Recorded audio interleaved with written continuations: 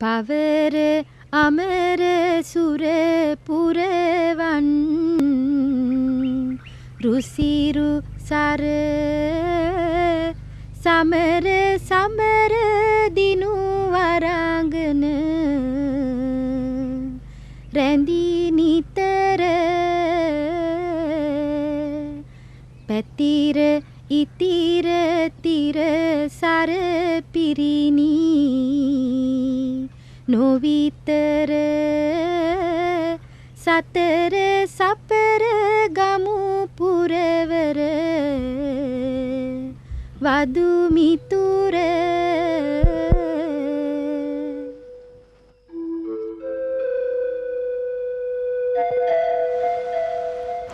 Sabaragamuwa was chosen as the cradle of the earliest known man.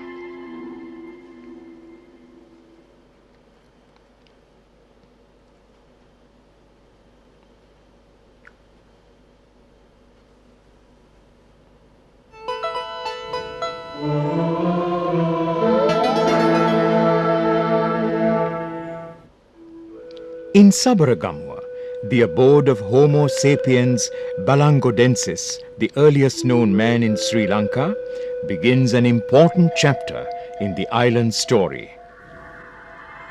Bellan Bandi Palace, near Kaltota, Batadomba and Batatota, in and around Kuruvita. Belilena in Kitulgala, Alulena near Dadigama, and many such caves spread across Sabaragamuwa were at one time or another home to prehistoric man and his descendants. In Sabaragamuwa, there are also many places such as Indragiri and Chandragiri, according to folklore associated with the legendary King Ravana. The Ahelepola Museum, the mansion once the residence of Ahelepola, a minister of the last king of Kandy, is today in a repository of the artifacts and memorabilia that bear testimony to the checkered history of ancient Sabaragamuwa. Among some of the exhibits on display here are fossilized remains of Hexaprotodon singhalevus, the Sri Lankan hippopotamus, Bibos singhalevus, the Lankan bison, and Elephas maximus singhalevus, the Lankan elephant.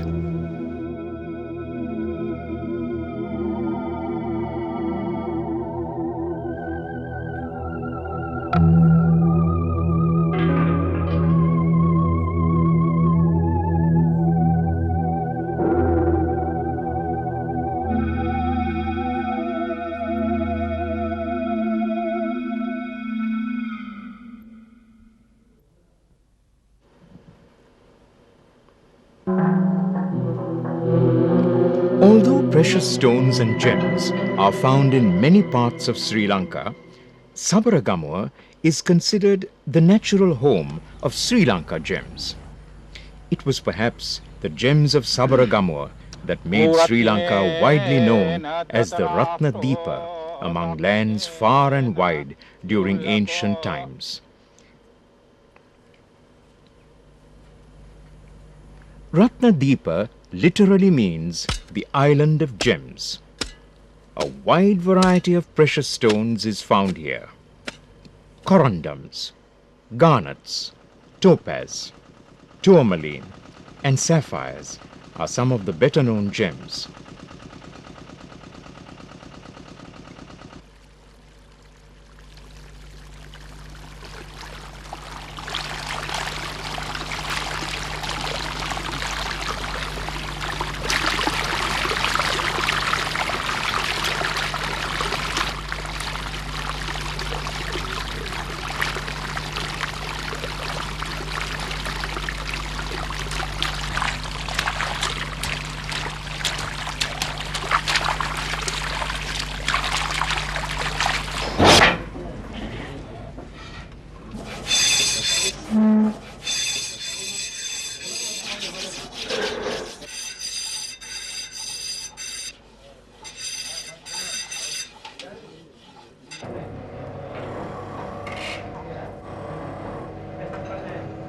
The gem industry is one of the important sources of the national income.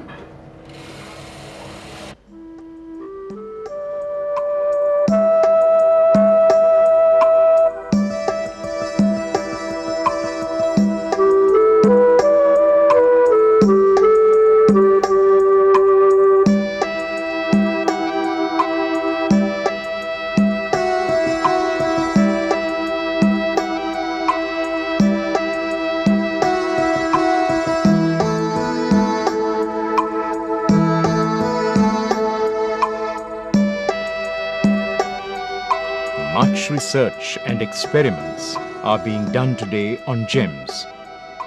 One such place is the Centre for Research on the Potgul Road in Ratnapura. Though it is a private institution owned by Bhadra Sri Marapana, its doors are open to those interested in the industry. This place also provides an invaluable service to those students who are following gemology as a course of study.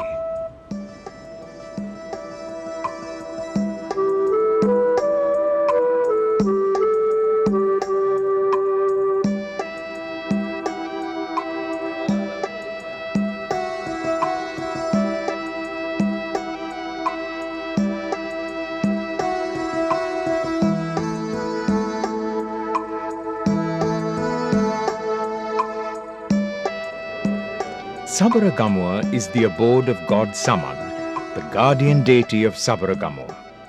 The annual festival here at the Saman Devala, the shrine dedicated to god Saman, draws a large number of devotees and other visitors from all over the country.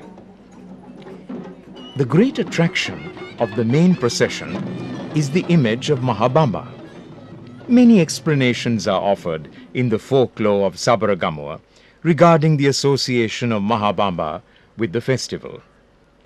The history of Saman Devala goes back in time to the reign of Parakumba II of Dambadenya around the 13th century. This shrine, venerated by people thence onwards, has withstood the onslaughts of invasions and has undergone many changes during the reigns of various kings and has survived to this day. The Kadayim or boundary records show that the Saman Devala at Dharanegala was built by King Rajasingha, the first king of Sitavaka. Shrines are dedicated not only to god Saman. There are also shrines dedicated to god Kantaragama. One such shrine is at Uggal Alutnuara on the Ratnapura Balangoda road near Imbulgama. This shrine has a history going back to 1382 AD. Festivals are held annually to venerate the gods. A noteworthy feature of these festivals are the dances unique to Sabaragamuwa.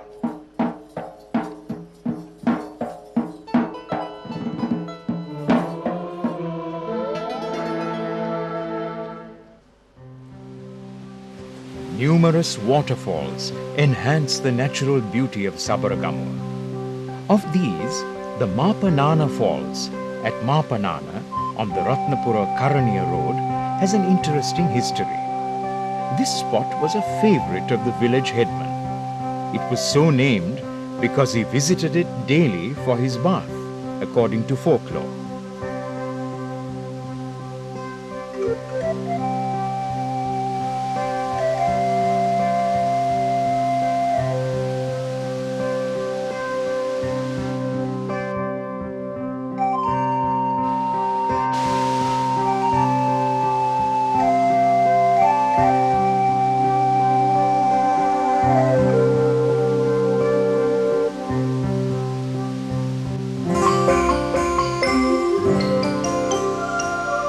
Bopat Ella at Bopat Pitya, which is well known among local tourists, is 2 miles away from the township of Higgashinna on the road to Devipahala on the Ratnapura Colombo Road.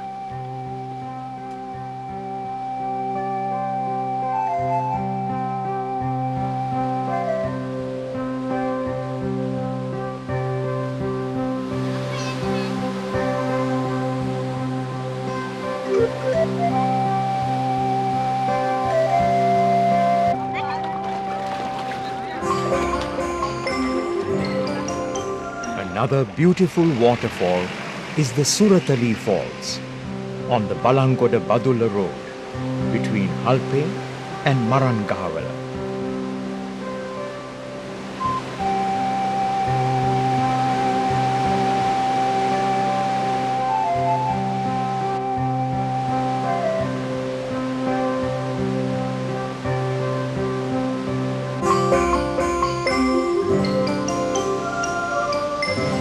On the Balangoda Kaltota Road, 2.5 miles away to the left, at the 16th milepost at Bellangala, is the Duvili Falls. The tantalizing beauty of the Duvili Falls surpasses that of all other falls in Sabaragamuwa.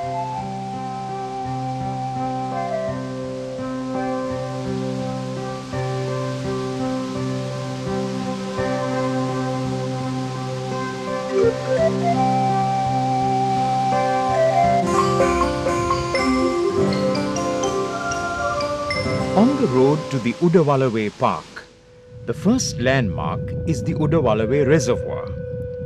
2 kilometers from there, on the Udawalawe Tanamalwila Road, near the 7th milepost at Timbolkatia, is the Udawalawe National Park, the third largest park in the country.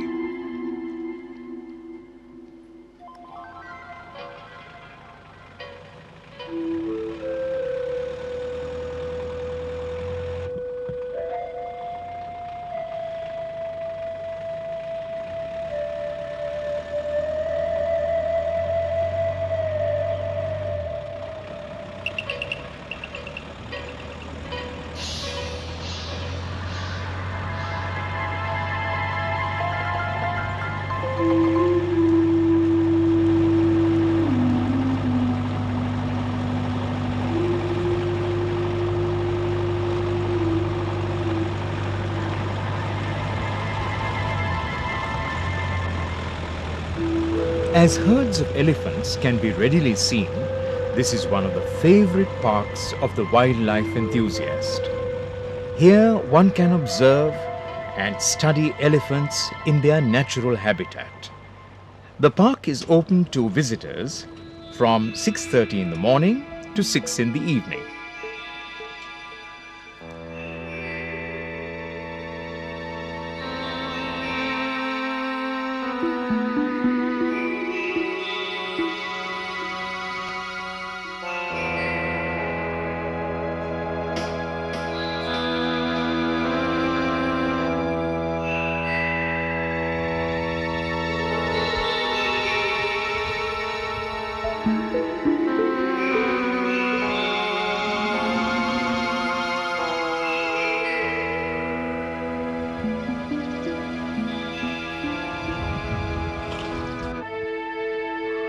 This is also a paradise for birds. Migratory birds like painted storks and pelicans have made this park their second home during the season. This wetland park is of immense value as a sanctuary for endangered species like the pelicans. Varied species that are found here are a refreshingly new experience to those who visit this park.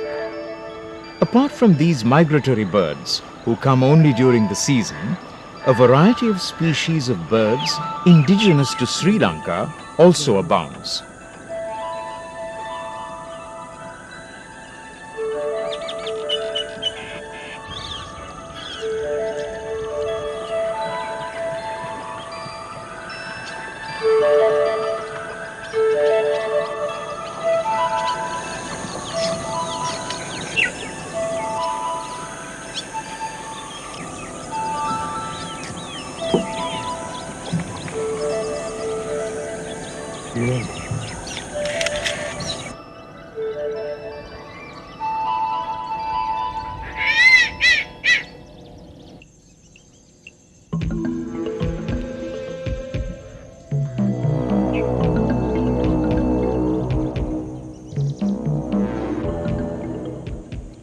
Although the wild buffalo, the wild boar, the spotted deer and such like were not encountered on this visit, they are some of the creatures that are found here.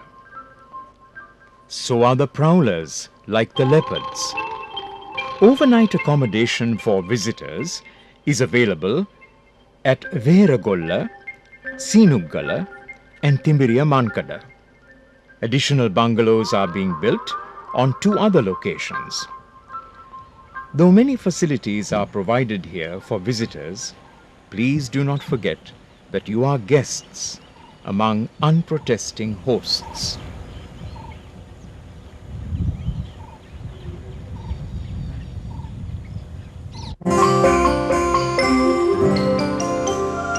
We are on our way to yet another fascinating place, World's End. This, however, is not the usual route. We are going along a road through Nanperiyal Estate, a kilometer away from Belihuloya Rest House on the Haputale Road. This road is known as Satan's Steps, actually a road. It is indeed an arduous one, as you will see in a little while. We have just overcome one hazard. Here's another. These hazards are very common on this route, but the eye-catching beauty of the surroundings takes away the numbing weariness and exhaustion. There are 18 hairpin bends along the 16-kilometer route.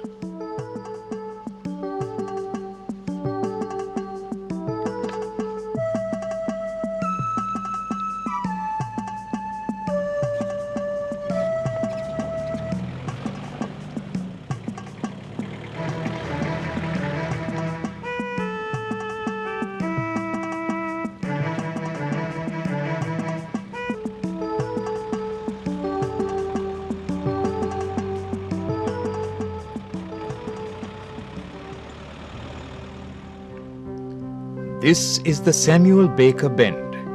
From here, traveling in a vehicle is absolute torture. Perhaps a four-wheel drive could negotiate it better, even then only for a short distance.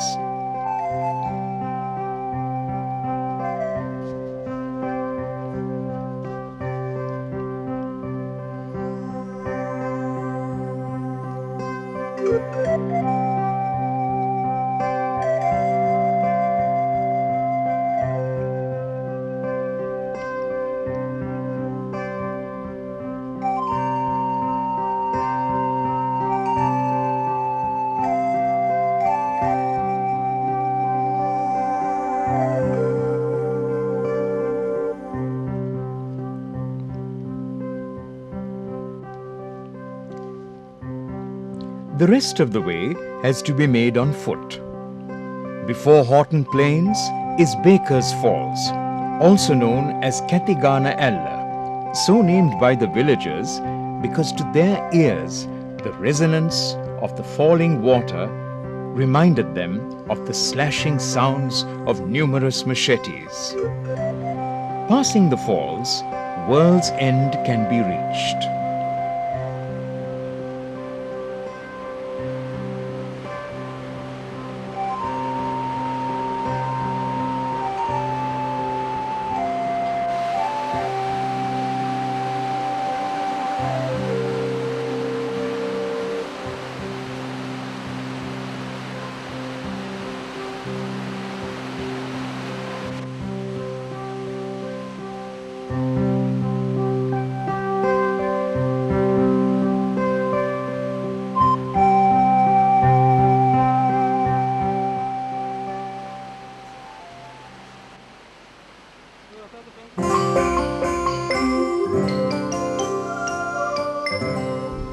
Limestone caves at Vaulpane are an intriguingly unselfish creation of nature.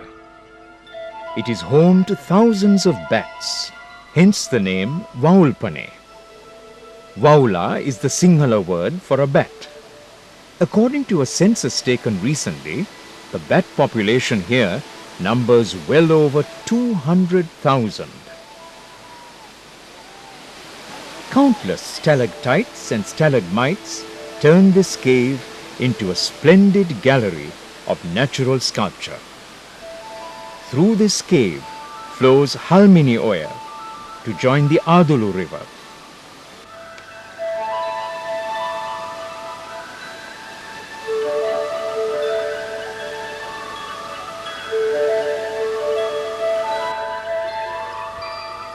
The villagers believe that the saline waters of the spring are a potent cure for skin ailments.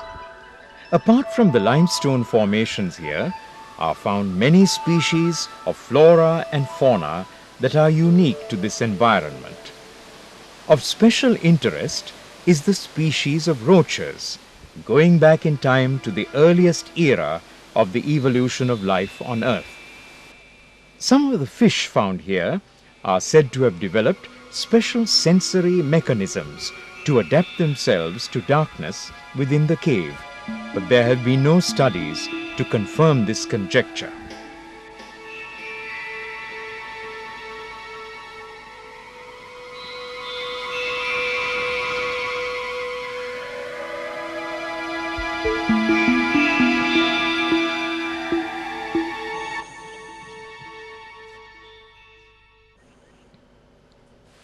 The road to Vaulpane lies 10 kilometers away on the road to Bulutota, turning off at the Pallebadda Tuntota junction on the Ambilipitia road.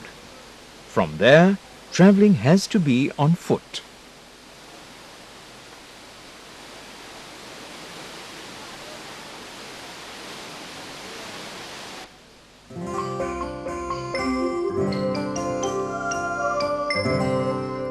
This stretch of forest, known as Kurulkale, is another paradise for migratory birds.